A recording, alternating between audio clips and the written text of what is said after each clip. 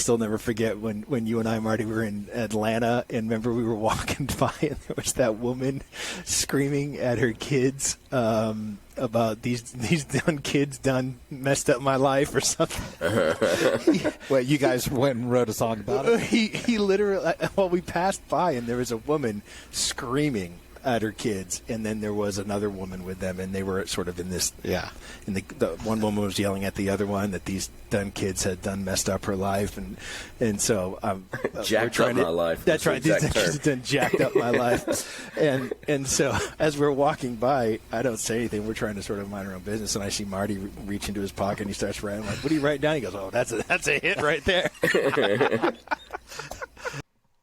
They're speakers, authors, and real-life rock stars, bringing you life-changing thoughts that rock, taking conversation all the way to 11.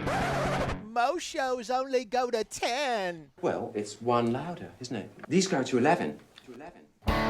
This is Thoughts That Rock. Now, here are your hosts, Jim Knight and Brant Menswar. What's up, everybody? Welcome back. It's another episode of Thoughts That Rock, where we share three, not two, not one, not four, exactly three pieces of life-changing advice, and we try and do that around a single topic.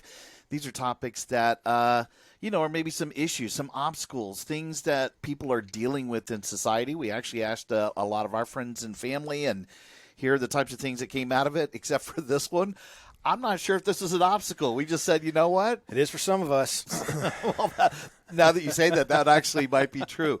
What is our topic this week? Our topic this week is how to write a hit song, which for some of us is not a big deal, but for others it's a mountain. I'm doing the best I can. You know, our guest this week is our great friend Marty Dodson. Oh yeah, Marty, if you don't know, prolific songwriter out of Nashville. Marty has, I don't know now, 7, 8, 9 number one hits. He's written for Carrie Underwood and Blake Shelton and Billy Currington and who's Plain White Tees. Who's the guy that wears no shirt all the time with a cowboy hat?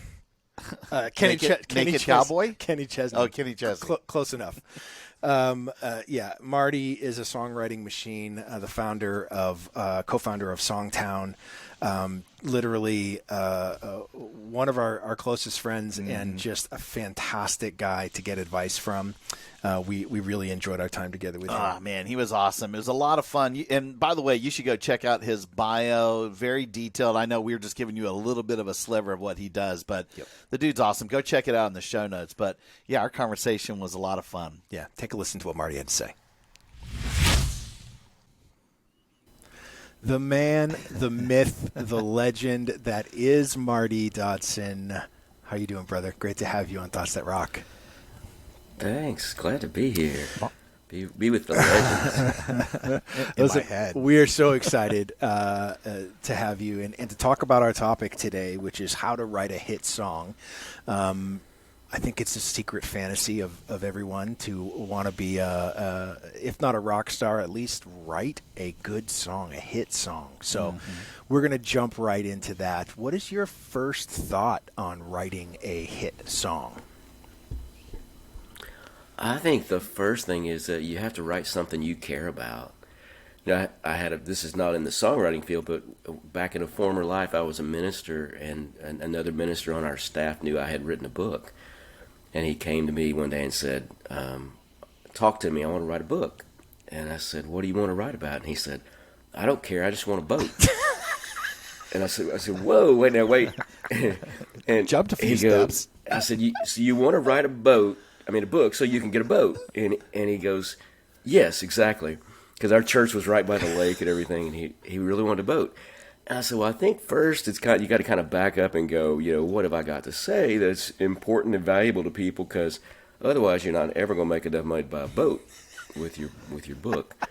And it's kind of that way with songwriting.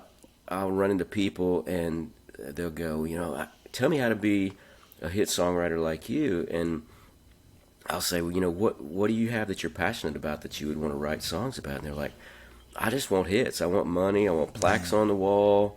Yeah, you know, who and, doesn't? and there's just not something, they don't really have something to say. And so I think you have to start there. One of the exercises I give people when I teach songwriting is to keep a journal and write down things you would really like to say to somebody in your life. So, if your father was a drug addict like my father was, there's a whole list of things that I would like to say to him if he were still here today, and so I can write those things in my journal, and then I can go back to those things and go, okay, how could that be a song?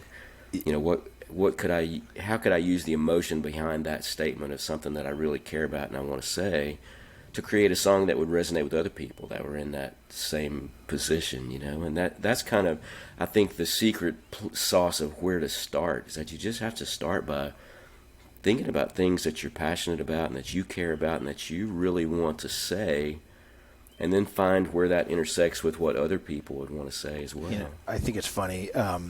I was going to answer this, how to write a hit song, at least in my experience, is to co-write with Marty Dodson. Yeah, that would be your first thought. That's my first thought.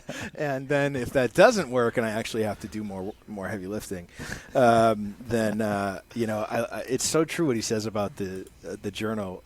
Marty and I have been friends for a long time and have had a chance to sort of travel around the world together, and different organizations we've been involved with. And I'll still never forget when you and I, Marty, were in Atlanta, and remember we were walking by and there was that woman screaming at her kids about these dumb kids done messed up my life or something. But you guys went and wrote a song about it? He literally, we passed by and there was a woman screaming at her kids, and then there was another woman with them, and they were sort of in this. Yeah. And the one woman was yelling at the other one that these dumb kids had done messed up her life, and so we're trying to. That's right. These kids done jacked up my life, and so as we're walking by, I don't say anything. We're trying to sort of mind our own business, and I see Marty reach into his pocket and he starts writing. I'm like, what are you writing down? He goes, oh, that's a hit right there.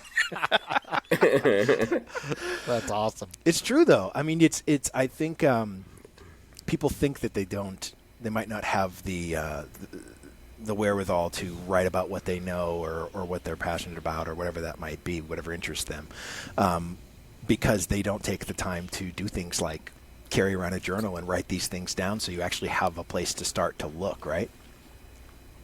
Yeah. I think it's tough. I mean, one time we did that exercise, and a guy came. There was a woman who had been immature and he had messed up their relationship.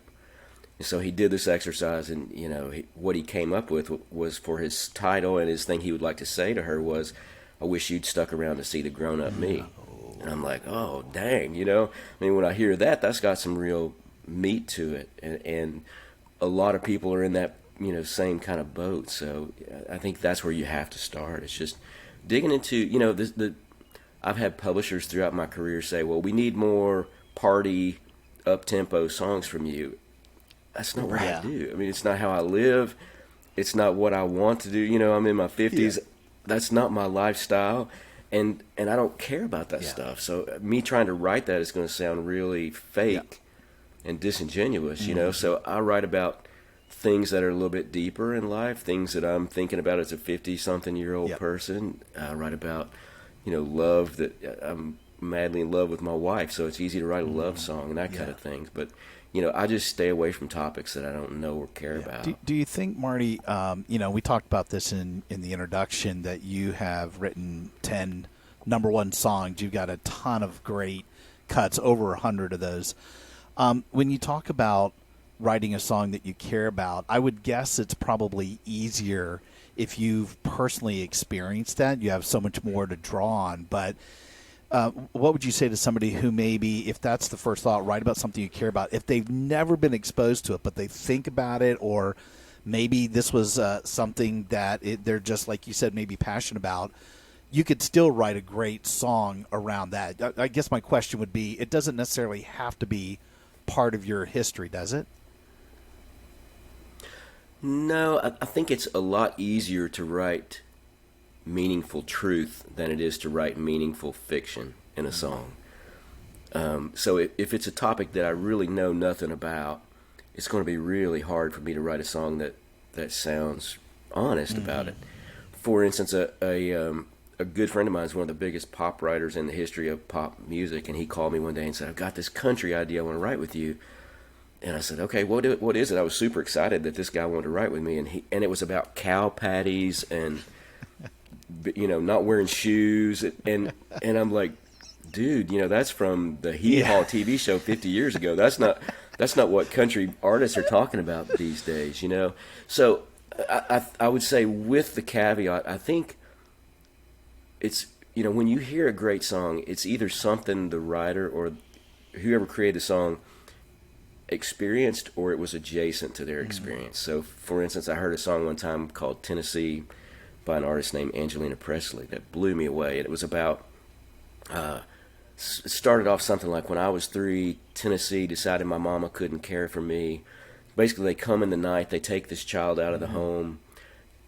The song talks about spending the next 18 years running away, misbehaving, because she thought if she misbehaved, they'd send her back to her mom.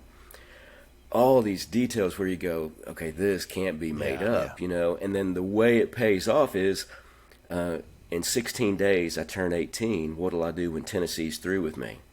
Like, she's getting kicked out of the foster system. So I'm like, okay. So I called her and I said, was that your story? And she said, no, I was a social worker, and that's one of my kids. Okay.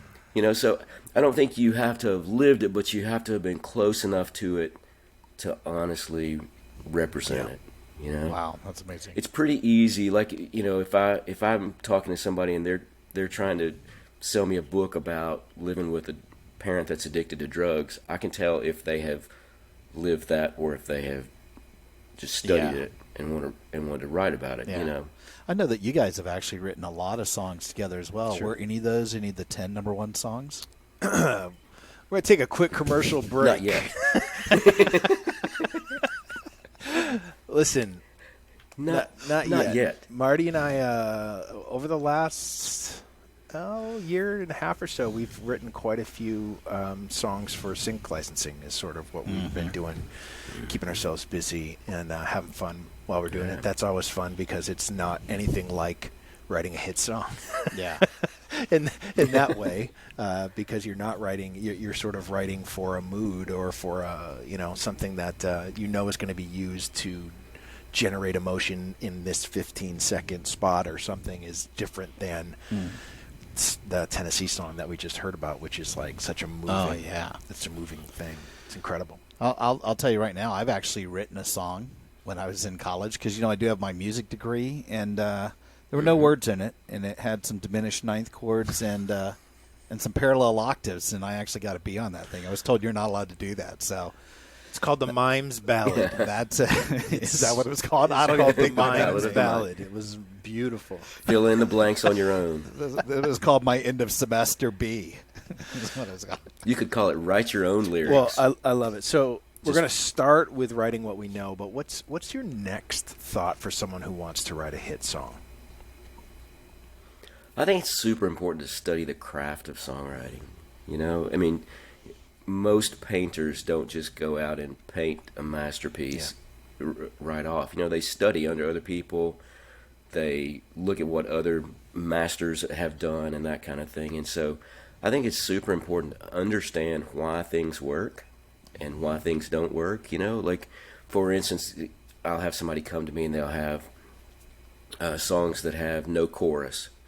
So and we call that like an AAA format. So there's like verse, verse, verse, and there's no chorus. And sometimes they'll be great, but I'll say, I don't think this is going to be commercial. And I'll say, well, do you hear anything on the radio without a chorus? I mean, the chorus is what sells the songs. The chorus is what gets a song on the radio, and if you've done any amount of research, you understand that, So I think it's super important, whatever genre that you want to write, to study what's happening, what's working, and those things change over time. The other thing is, I had one of my big hits came out in 2005, and people will come to me with a song like that and say, could you pitch that to Billy Currington for me? It's like your song, blah blah blah, and I'll say, well, he did that 17 years ago. That's not what he's doing now, But we kind of get I think musically, a lot of us get frozen in time in a place, so maybe it's that we started loving country music in the 90s, and so that's what we think country music is, and that's what we're going to write, and it's moved way on from that, or pop music or whatever genre it might be. So I think it's important to really study what's happening currently and how it's structured, why it's working, how long it is, how long it takes to get to the chorus, how many times they say the title, and those kind of things. There's a lot more formula to it than people understand. I think people think it's just you sit under a tree and a hit song falls on your head, then there you go. Isn't it? I think it's interesting, and I think there's a big sort of delineation from what you just said. So while it's super important to sort of be aware of what is happening today and how songs are being written today and what's actually finding success commercially, but at the same time, isn't there a danger that a lot of sort of unseasoned songwriters chase trends? You know what I mean? Like they're writing about what's hot in this moment, and by the time they finish the song, that moment is past. What is your recommendation for how do you separate sort of the knowledge of what's happening in the present from not being so attached to trying to ride the wave of a current trend, in the world of TikTok that we all live? Yeah, absolutely. Well, I think the reason you study it is not to copy it. The reason you study it is to learn from it. And so, you learn, for instance, if you learn that every song gets to the chorus or the title within 45 seconds, and you learn they have a verse and then a chorus and a verse and the chorus and then a solo chorus or a bridge chorus, and that's the format of 90% of the songs. You can do those things without, and you're not copying melodically what's going on or lyrically what's going on. But you can also learn, trends like, here are the things people are wanting to talk about, and that kind of, that changed during COVID. It has changed after COVID, so there's more songs. During COVID, there's a lot of introspection songs going on because we're all locked in our houses. We're going crazy thinking, and then it becomes a point where we're able to get out. And so there's more songs about breaking out of, of this thing. And so you take all that and you put it in your toolbox, and you don't go, okay, I've got to write a song about breaking out that's this long, that's, into all these things, but you're making informed decisions. So if you start to go, well, it's a minute and a half and I'm still not to my chorus, maybe I need to rethink that and try to get there a little bit quicker, that kind of thing. So don't study it to copy it, but study it to have all those tools in your toolbox, because you can see, you might find a song that's using Jim's diminished ninth chord, and you go, whoa, what is that? There's a way to sneak that in. Exactly. Do you think, I know you're saying in this, there's sort of two parts. You're saying, one, you can study hit songs and what's maybe relevant, how those sort of progress today, but also the other is the craft of songwriting. And I sort of have two thoughts here quickly. One of them, you guys probably remember, I think you actually turned me on to NBC's show, Songland. Sure. So in Songland, which you probably were a fan of as well, Marty, but it really did show the necessity and the need and how important a producer is, because even the best songwriters, they maybe come from a place where this is their sort of template, and you can get somebody in there who might actually switch, the bridge in a little bit earlier place, or perhaps the first lyric that should be the hook. That's the one thing that's going to become the chorus later on. And so I think writing a song and writing a hit song are two very different things, obviously, but that show, in a lot of ways, gave people a chance to get underneath the grill and learn a little bit more about it. That's one way I would guess to study a hit song, but I would love to hear from you and maybe from Brant, because both of you guys were a part of banding people together. And so I think, at least in the corporate world, this is a fun way to introduce people the fundamental basics. So maybe talk a little bit about what you guys did at banding people together, but also what would be some other things? If somebody really wanted to go, I want to study the craft of songwriting, where do you send them? Where do they go? Yeah. Well, I've actually got a company called Songtown, so they can go to songtown.com where we teach that. But, one of the things we did in Songtown and when I teach and we did at banding was I teach people, the basics of the craft of songwriting is the first verse you introduce the character's context and setting. That's the job that the first verse has. Chorus introduces a big idea or a big emotion. That's the point of the song. And then the second verse takes that big idea farther. And if you understand that each part of the song has a job like that, it helps you not just, like a lot of songs I hear, they just say the same thing over and over. It's like they're saying the same thing in the first verse they say in the chorus and the same thing that they say in the second verse, So I think it's understanding that, and that's part of the craft that you have to learn, or you have to get a mentor to teach you those kind of things, like how to structure a song, what you're trying to do in the first verse. You want people to understand who's involved, what they're doing, and where they are, if that matters, And so you have to figure out ways to tell that story and accomplish that job, and then you move on to introducing your big idea. Then you take it farther in the second verse. Yeah. Explain banding people together for a quick second, too, because I got a story from when you guys were both at an event. Sure. So Marty and I were part of an organization. We still do work occasionally with banding people together.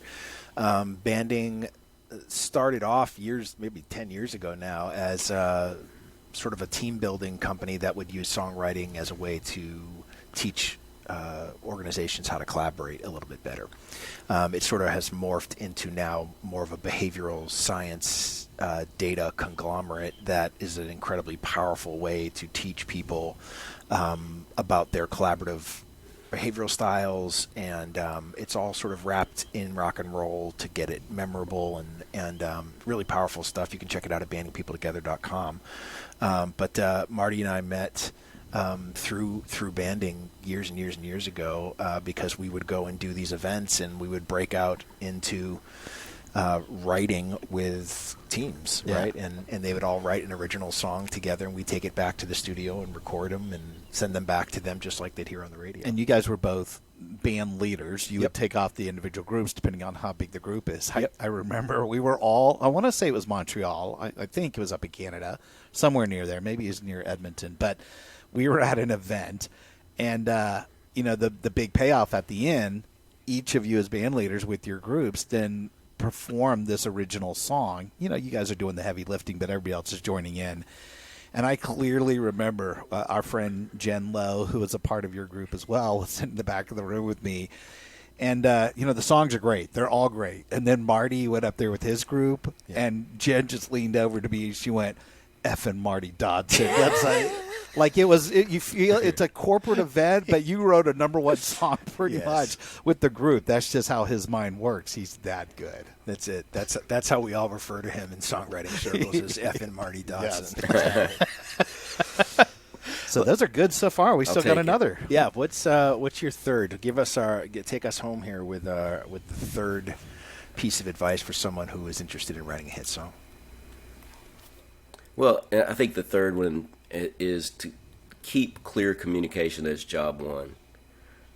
So many times, and Brent, the first time we wrote, Brent comes in and he says something like, "You're my blue sky breakfast," or something. It's a metaphor. And I'm like, "What are you trying to say?" And he goes, "You make my day, you start my day off great every time." I'm like, let's just go with that. Because I don't know what this other, I don't know what this other thing's talking about. You're using too big a word. I was dressed up as that son from the Jimmy Dean sausage commercials. I was like, Marty was just saying. But, I think so often I'll have writers that I mentor, and they're trying to impress me with some clever rhyme, or they're trying to impress me with, something I've never heard of. And I don't know what they're talking about, And if I lose the meaning of what you're trying to talk about, then you've lost everything, So I really mentor people to keep communication job one. And so if your song is especially if it's a song like, let's say, "I Can't Make You Love Me," that Bonnie Raitt did, that song doesn't need a lot of flowery language. It's got all this emotion. And the power is that we're dropped into this powerful, passionate conversation. and it sounds like a conversation.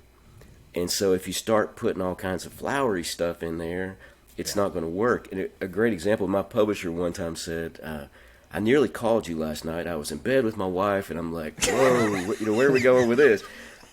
And he said, no, he was like, we're laying there, it's dark, and she goes, do you still love me?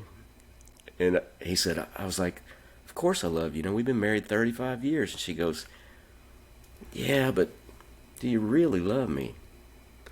And he said, of course I do. And he was like, I'm about to poop my pants because I know this is not going to go well, And she goes, well, tell me how much you love me. And he said, all I could think of was, you're the grass beneath my feet.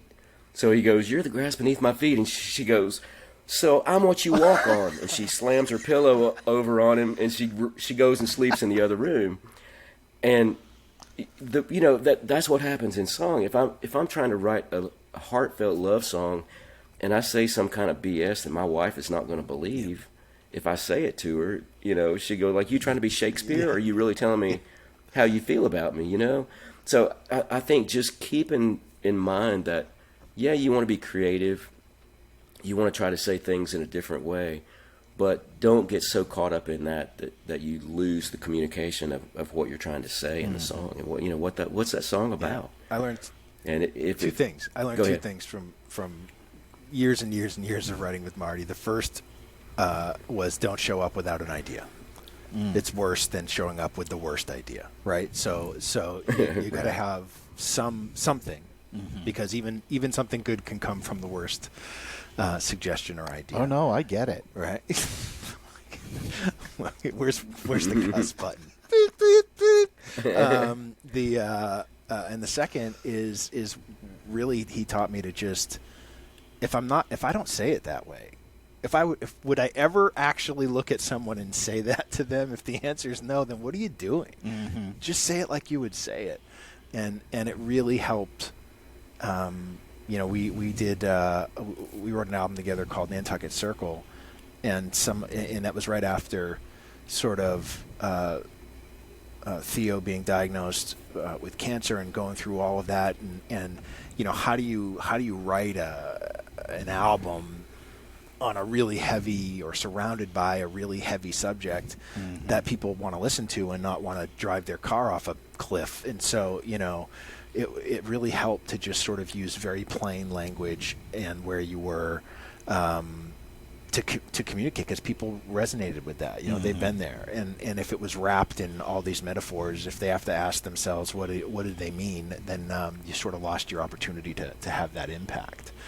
And so that to me was just profound, and that's something I've kept with me for, that was almost 10 years ago, I think, Marty, that we wrote that record together. Yeah. And it continues even in speaking and going out and doing gigs. It's like, just say what you're going to say, be very direct and to the point with it, and try to be as real with the discussion as you possibly can. Well, these kids done jacked up my life, I think, is exactly how I feel. So I wish I would have said that, and written about it. I've told Marty one of my favorite songwriters is a guy named Dave Ramirez. Oh yeah, from Austin, Texas, and I listen to his songs, and the funny thing is, you think he just has such a way with words that you think he's wrapping things in metaphors, but he's really not. He's just talking like he would normally talk if you actually had a conversation with him. He has this song, I think it's called The Invitation. It's really about his sort of introduction to church as a kid. And the line is, they raised me on donuts and coffee, under fluorescent lights. We watched outdated movies. It smelled like a hospital, but no one was being cured. Tell me where to find the Lord. And I'm like, oh shit, I just want to burn every song I've ever written. What do you have? I have ooh, ooh. Yes. Ooh, ooh, ooh.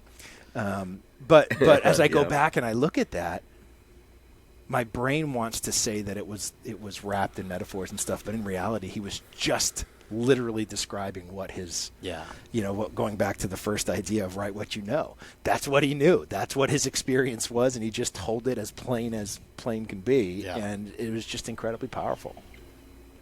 And I could see the exact room under the fluorescent lights where the coffee and the donuts were at my church. Yes. I mean, so he put me in that place. I can see my own situation. Never with the all good those donuts details. either, man. It's It great. was like They were dry. It's like the 8-month-old. They were like 3-day-old. Little Debbie's, all wrapped donuts. Like that, like those Hostess dry donuts. So, Exactly. just to sort of wrap up, if I got your thoughts that rock on this topic about writing a hit song, you have write about something that you care about. We talked a little bit about that, whether you've experienced it or not, or at least adjacent, you said. Learn the craft of songwriting, and part of that might be studying great songs, and then just put clear communication first. Just say it the way that you would want to say it. Yeah, be as clear as possible. So, boy, I hope there are some people that, as you said, I think so many people want to write a book. So many people would love to be able to write a hit song, write a song, let alone a hit song. But these are brilliant, man. And we were just talking about you before the show started about just how great you are, not only as a prolific, proficient, obviously very, just accredited songwriter, but man, you're like one of the most decent guys we know. We love Marty Dodson, man. You're a hit. You're a hit, Marty. That's way more important than hit song. You're a hit. He's the hit. Yes. Yes. Yeah, Listen, you. man, we love you. If people want to follow along on Marty's merry-go-round, where should they follow you on the net? Well, all the song stuff is at songtown.com, and we have Facebook, Instagram, all that kind of stuff. I'm at Marty D Songs on Instagram. Have Marty Dodson Songwriter on Facebook. TikTok? Pretty What's your much TikTok? all I do. I've seen your TikToks. Yeah. I do. I have a TikTok, but I don't even know what it is. He does. I follow him, so I know that occasionally he does post something. He's a Gen Xer. It's probably Marty D Songs on that it as is. well. But I think it is. Yeah. Listen, we'll make sure we have it. We'll have the correct address in the show notes for sure. We'll put all that basically that you said. Awesome. This is great, man. Thanks a lot for spending a half hour with us and just walking through that, man. You're one of the guys. good guys, and we have fun just rapping with you. You bet. Love you, brother. Thanks We'll for see you having soon. me. It's good to see you. Rock on. Love y'all.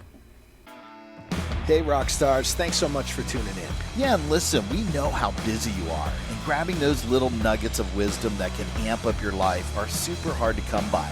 So we hope this episode helped you enough for you to maybe subscribe and consider leaving us a rating and a review so that we can continue to grow the show. Thus That Rock is a proud member of the Evergreen Podcast Network and also supports Cannonball Kids Cancer and their fight for finding and funding treatment options for kids who have run out of options.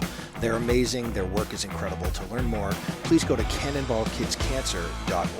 Finally, if you're interested in having Brant or Jim or both of us speak at your event, whether as a virtual webinar or an in-person conference keynote or mastermind, contact us directly at thoughtsatrock.com. Until next time, Rock on!